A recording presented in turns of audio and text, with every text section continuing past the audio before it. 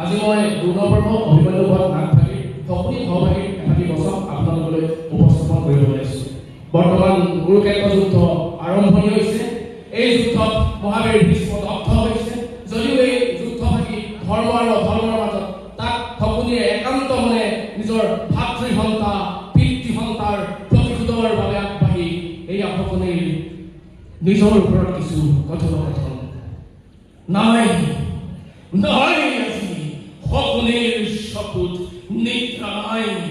হৃদয়ত ৰাৱণৰ চিতাগ্নিৰ দৰে অহৰহ জ্বলিব লাগিছে মোৰ প্ৰতিহিংসাৰ দাবানল। এতিয়াও হোৱা নাই মোৰ কৰ্তব্য পালন। এতিয়াও হোৱা নাই মোৰ পিতৃৰ তৰ্পণ।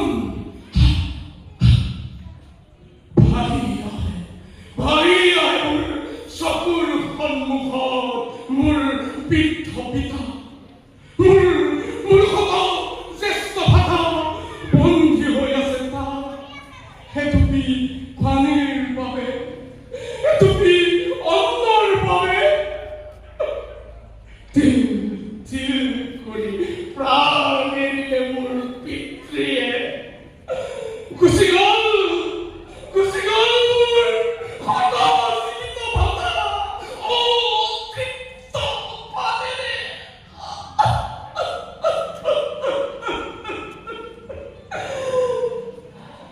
মই মাথো জীয়াই আছো সকলোকে নেওচি। পিতৃৰ দেহৰ অস্থিৰে পাখুটি মই কৰিলো নিৰ্মল।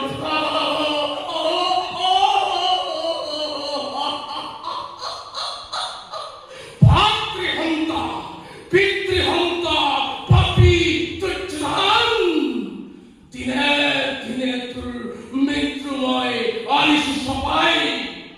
দুৰ্যোধন তুমি ৰাজৰাজেশ্বৰ আৰু মই দিনহীন অন্তঃসেৱী। তুমি হতজীৱিত ভূতাৰ জ্যেষ্ঠ আৰু মই হত তোমাৰ কনিষ্ঠ। তোমাতে মুতে অথচ আমি ইমান আপোন, অথচ আমি ইমান প্ৰভেয়। তুমি